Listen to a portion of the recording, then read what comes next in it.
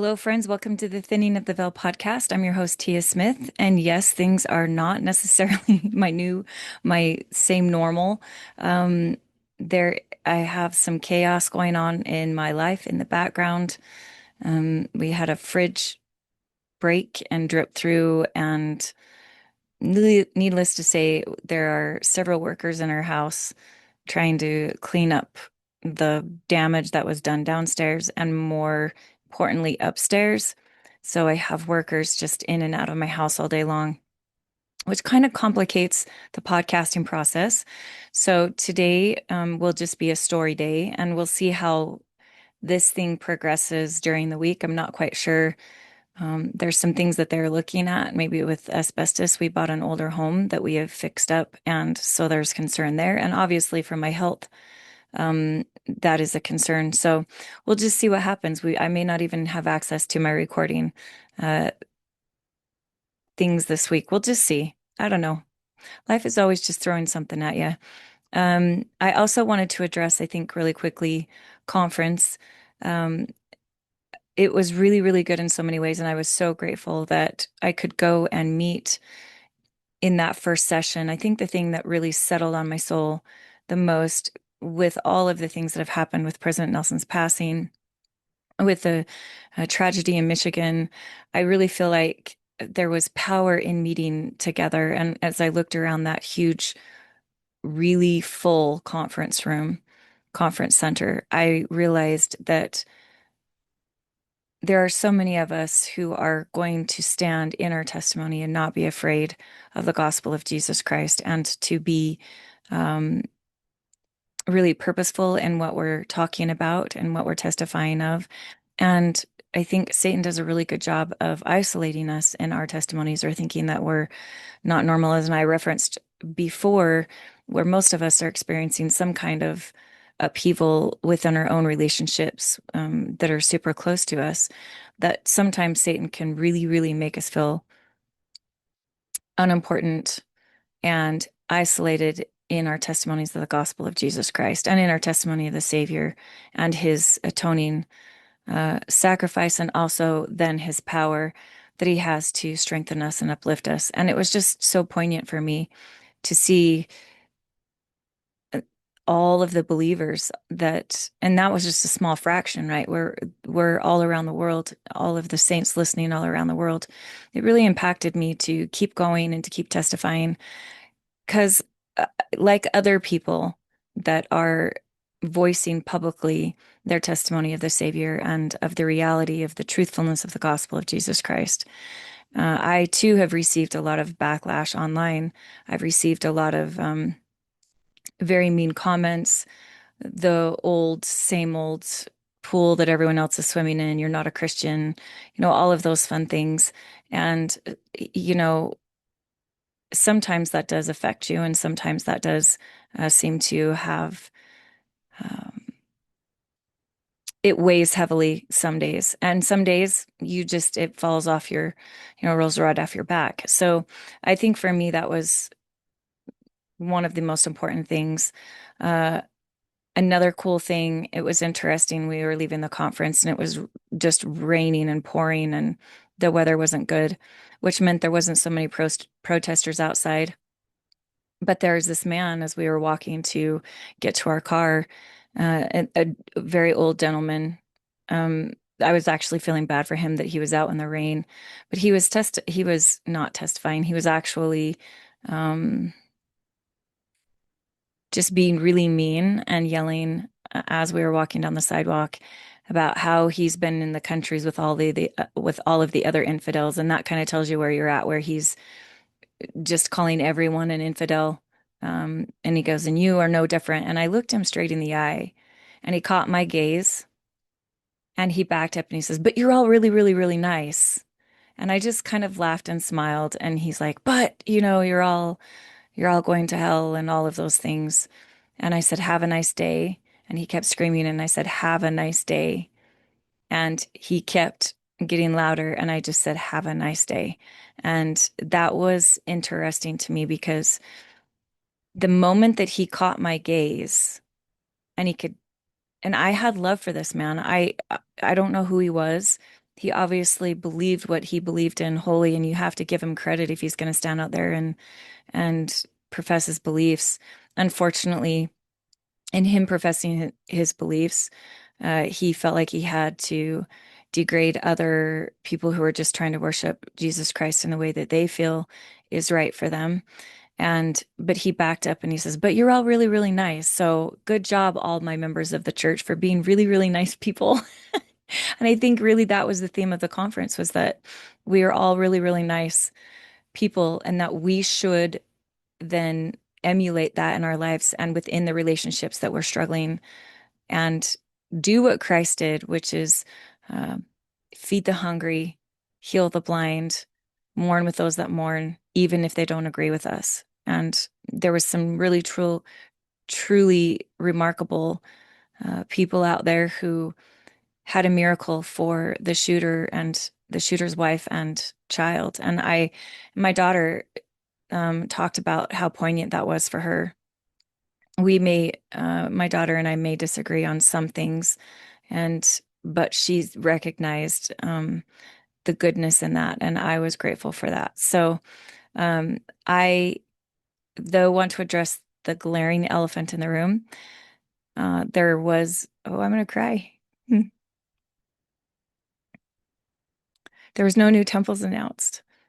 And I think for so long that's been a part of my general conference experience, and kind of that spiritual momentum that carried me through the next 6 months, that the work is moving forward at an accelerated pace. And I loved moving within that space. Obviously, the quorum of the 12 apostles know and understand way more than I could, for sure. And obviously, there's reasons why there wasn't going to be announced in that general conference any new temples. And uh, dear President Oaks, the emotion that was, I can't imagine the weight that's kind of weighing on him right now. And, making that announcement, I, I don't know. I didn't know how to process it really well. It's not that there's not going to be more temples, and I understand that, and um, more temples announced. Wow, it was just a change. But I think that's the cool thing about the Church of Jesus Christ of Latter-day Saints, is that there's going to be continual change as we get ready for the second coming of the Savior, that we support and love and really try to get our own testimonies of the coming in prophet and of the quorum of the 12 apostles, and know that they are being led, because this really wasn't a church led by President Nelson. The ultimate really person in all of this that we need to focus on is the Savior. He truly is leading and guiding and directing this church through these very difficult times. And there are reasons that, unbeknownst to us, we don't have the full picture. But this work will move forward, and it will start looking more different and more different as we get closer and closer. So those are kind of my 2 cents on conference. I will be, obviously adding quotes here and there, but this week, I wanted to talk about uh,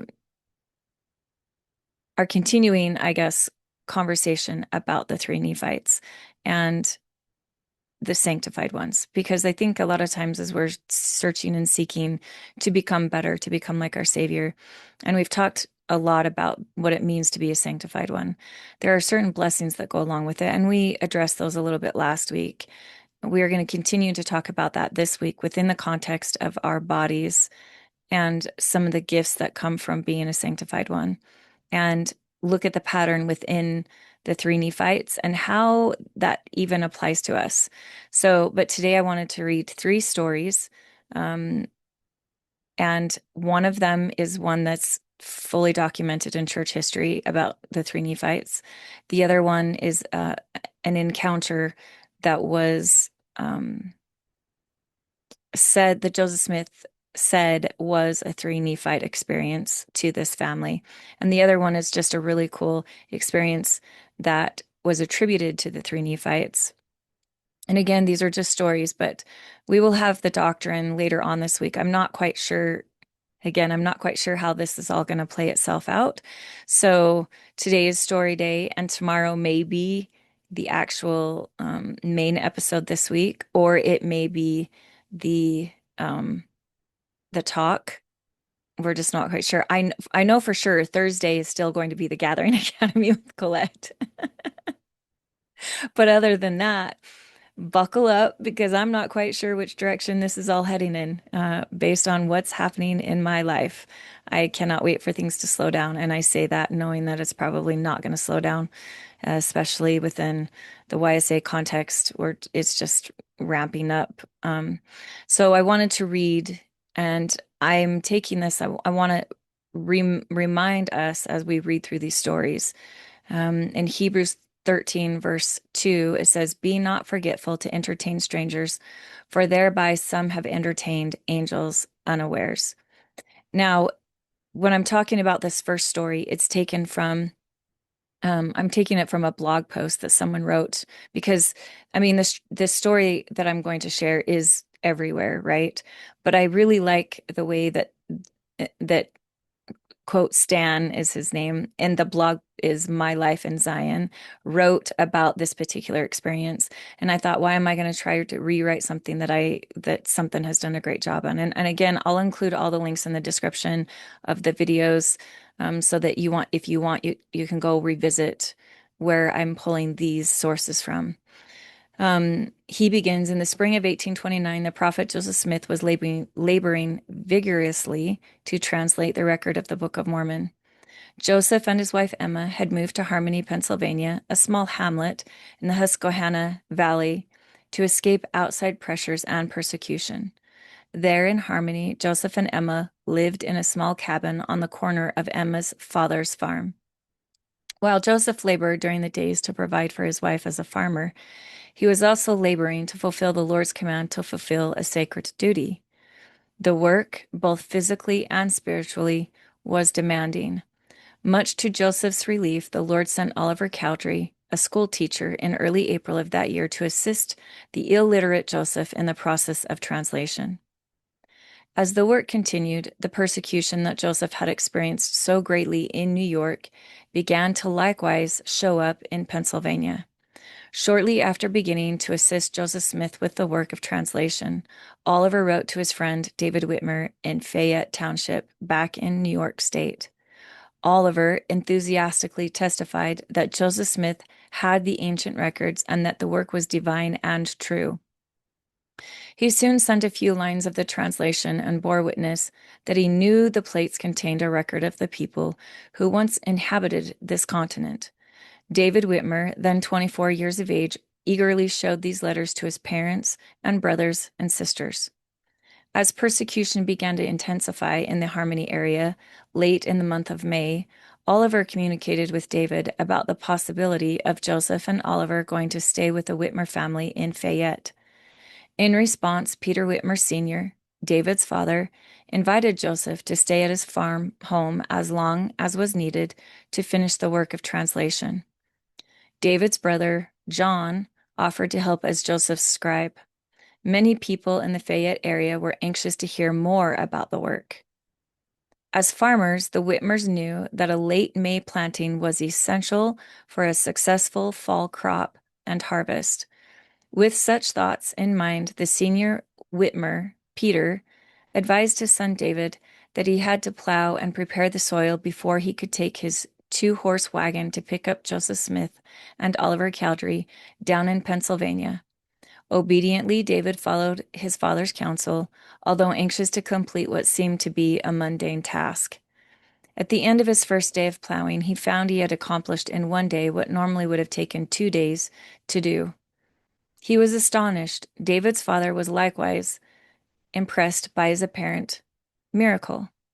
Peter Whitmer Sr. said, "There must be an overruling hand in this, and I think you had better go down to Pennsylvania as soon as your plaster of Paris is sown." Plaster of Paris was used to reduce the acidity of the soil. However, the next morning when David went to sow the plaster on the fields, to his surprise, he found the work had already been done. His sister, who lived beside the field, said that her children had called her to watch three strangers the day before spread the plaster with remarkable skill and speed. She assumed they were men David had hired to speed up the work. They were not. Grateful for this divine intervention, David Whitmer hurried off on the 3-day, 100-mile journey to Harmony. Joseph Smith and Oliver Cowdery met him as he approached the town, although David had not told them exactly when he was coming. Joseph had seen in vision the details of David's trip to Harmony. These small miracles witnessed by David and the rest of the Whitmer family testified of the prophet Joseph's seership and the Lord's intervention for the successful translation of the Book of Mormon. After a short time in Pennsylvania, these three men, Joseph, Oliver, and David, left en route back to Fayette, New York. Joseph, before departing, had delivered the plates from which the Book of Mormon was being translated back to the angel Moroni for safekeeping during their journey. One day, as the men were riding along in the wagon, another unique experience occurred in relation to the sacred work in which they were engaged. David Whitmer said the following: "A very pleasant, nice-looking old man suddenly appeared by the side of our wagon and saluted us with, 'Good morning, it is very warm,' at the same time wiping his face or forehead with his hand.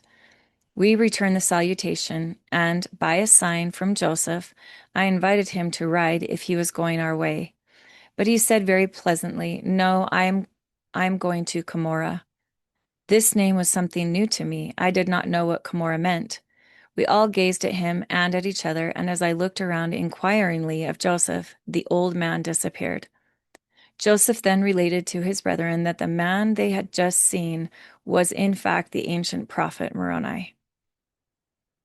The really cool thing about this particular story is that when we are involved in the work, and I love that they pointed out that it was in the process of trying to get the Book of Mormon translated, this very sacred work, that you receive miracles.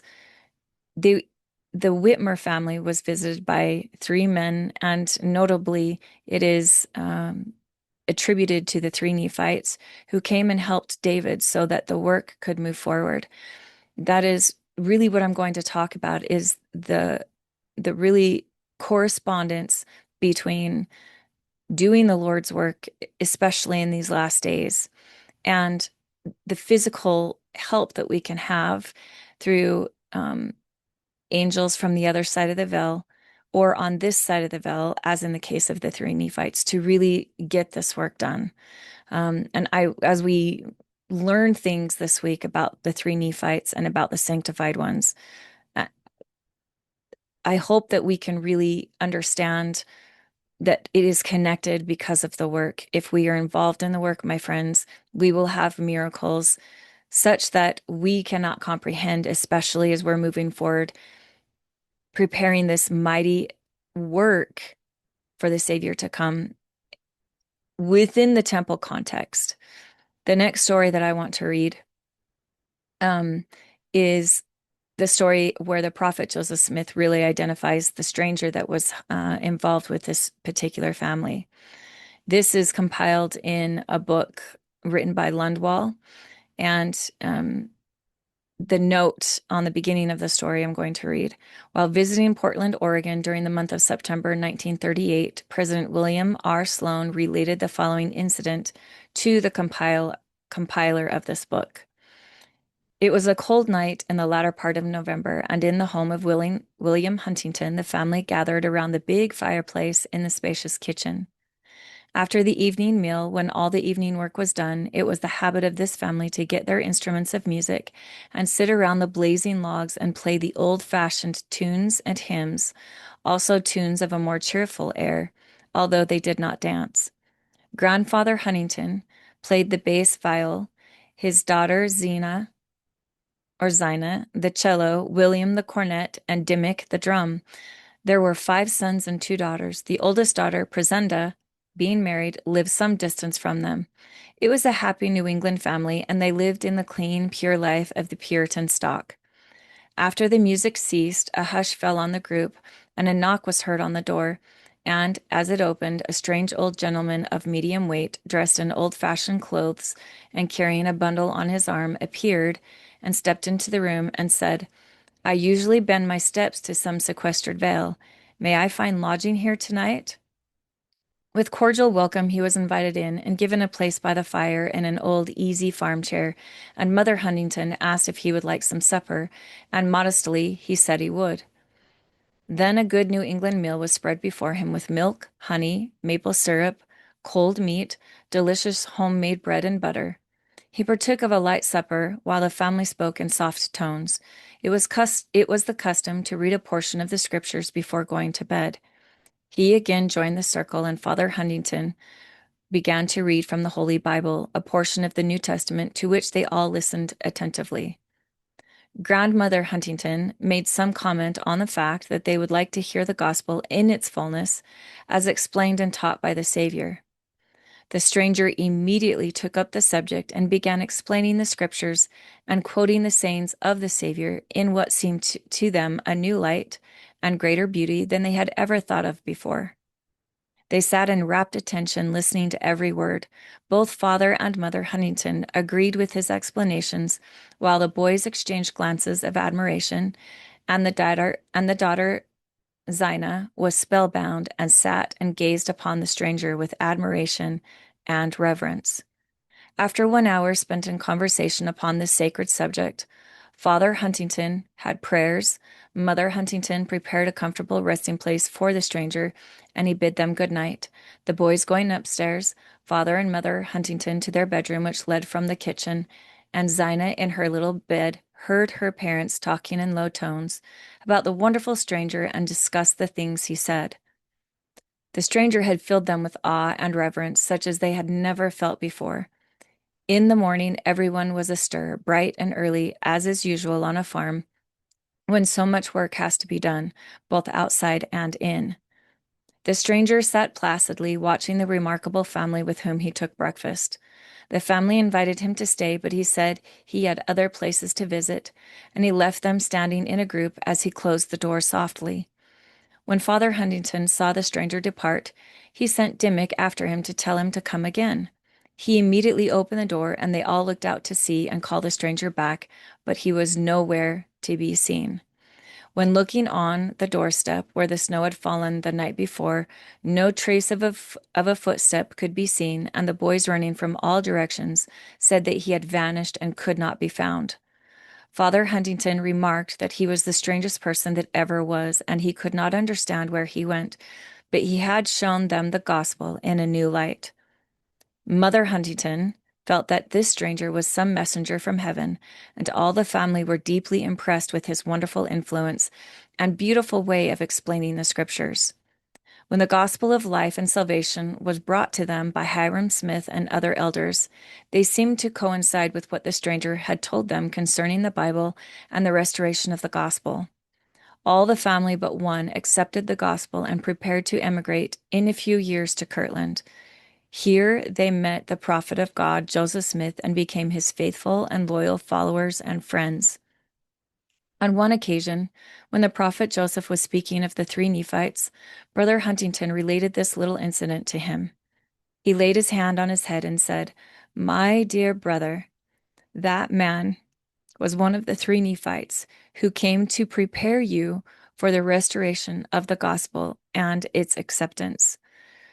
When we're talking about the three Nephites, my friends, and there's a lot of stories that can be attributed to the three Nephites. Obviously, these are testimonies of personal experience, but this one was validated by the prophet Joseph Smith as being one for this family, in that it was preparing them to receive the restored gospel of Jesus Christ. And so when that stranger came, one of the three Nephites came to this family and taught them about the gospel, they were able to recognize the truth almost immediately when it was taught to them by Hiram Smith. The story follows many incidents of a smaller nature occurred, but those were days when the children of men were seeking for guidance and the new and enduring faith, which is as old as the world, but had been forsaken by men, and it was again brought forth by the power of God through his humble servant, Joseph Smith. Again, it's about the gathering, my friends. All of the work of the three Nephites is about the gathering, and we'll discuss the doctrines related to that either tomorrow or Friday. We'll just see. I wanted to read one last story that I thought was remarkable. And again, this is a personal experience that they feel like was a visit from one of the three Nephites. And I think it's interesting that a lot of these stories contain only one of the three Nephites, not three of them altogether. That seems to be a commonality among all of these very sacred experiences and miracles. This one takes place a little bit closer to us in history. It's it has followed the other two previous stories in time, um, and so I think sometimes we attribute, and I think that's part of our unbelief that these things can't happen to us. We can't have these sacred experiences or visits. And we'll talk later about what would necessitate a visit from one of these messengers from heaven, one of these three Nephites who are walking among the earth trying to spread the gospel and make sure that those things are happening. This one in particular, again, really spoke to me. At the time of the first settlement of Payson, Utah, a man was sent on a mission to Germany while the wife was left in Payson to manage their rather isolated farmland. One winter morning, a tall, elderly gentleman knocked at her door. Not a little surprised at seeing a stranger in this sparsely populated region, she invited him in. He told her he had traveled far and was very hungry. Food was never plentiful in that household, and the fact that it was midwinter caused a greater scarcity than ever. However, the good woman, wrapping part of a loaf of bread in an old bit of peculiarly patterned cloth, offered it to the stranger. The old man thanked her and went his way. The woman followed him to the door and found he had disappeared without leaving a single track in the snow. This incident took place one day before Christmas, and that fact, together with the strangeness of the whole proceeding, caused the young woman to remember the date. Several years later, the day after her husband's return, she was helping him to unpack his belongings when she found, carefully folded in a corner of his trunk, the same odd piece of cloth in which she had wrapped the stranger's bread. Her husband related to her this story. It was on the day before Christmas. The money which was to pay my expenses was many days overdue, and I was alone and penniless in a strange city. I had not eaten for 2 days. Upon looking up, I perceived a tall, elderly gentleman walking toward me. I turned aside to allow him to pass, but he took me by the arm and, removing a package from his pocket, wrapped in this piece of cloth, placed it in my hand. He then said, "Go to the post office. Even now your money awaits you there." Without another word, he turned and disappeared around a nearby corner. I opened the package and found it contained a half loaf of fresh bread. Later, I went to the post office and found the money just as he had said. And that was taken from an anonymous manuscript in the files of Writers Project for the Utah State Historical Society. I love this story because I think it's not only spans continents, which is truly a miracle in so many ways, but it also is a spanning of a husband and wife, both sacrificing because they know that the gospel is true, both involved in the gathering in their sphere of influence, being kind to strangers and really giving the last, I think, of the widow's mite within this context of the story. When we are talking about miracles and we're talking about the gathering of Israel, the two subjects go hand in hand all the time. In fact, it is a work that necessitates miracles. It is a work that necessitates visitors from the other side of the veil, and also the three Nephites that are on this side of the veil. As we study this week, there's a physical aspect to the sanctified ones that was emulated through the three Nephites, and we're going to study that a little bit more. I am grateful that I am able to, well, the Lord has asked me really to study these things in more depth than I ever have before, for I found great knowledge, great understanding, especially for within my own personal life. I think a lot of times we put podcasters or whatever on this certain persona that we think that they are, and forget that they have a life behind the screen. They have a life behind the work that they are doing, and that we struggle just as much as anyone else struggles with all the normal things.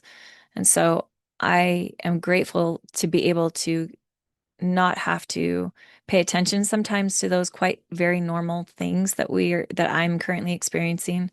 And it seems like there is a little bit still yet to come for me. But I'm grateful that you tune in every week for me, and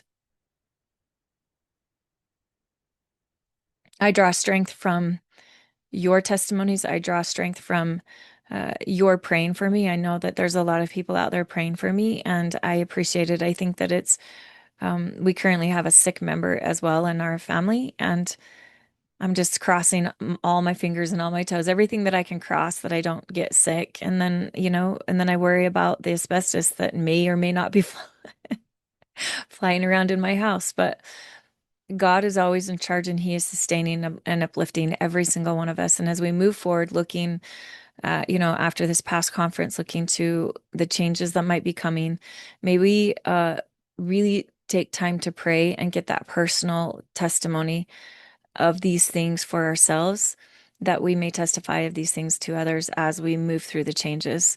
There's some cool things happening. Again, we're going to be talking about the three Nephites in context of the sanctified ones and how that relates to us physically and the miracles that happen from that. I've got a really cool talk that I'm actually going to read and not have AI read it. We'll talk about that when we get to that point.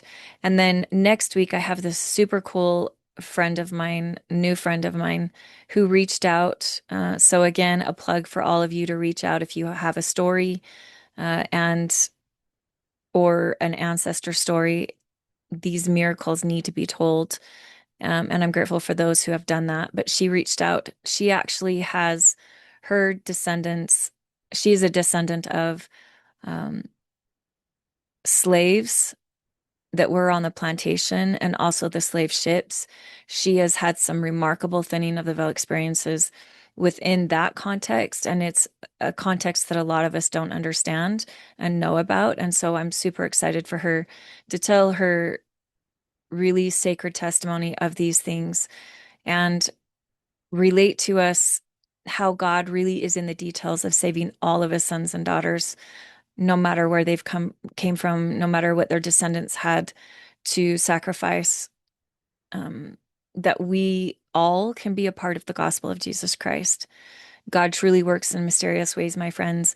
I hope that you really ponder the blessings and miracles that you have in your life and your role in the gathering as we talk about all of these subjects, and we'll continue to talk about these subjects. So have a great day, my friends, and we will for sure see you tomorrow. I'm not sure what particular thing will be, so it's just going to be a surprise for all of us.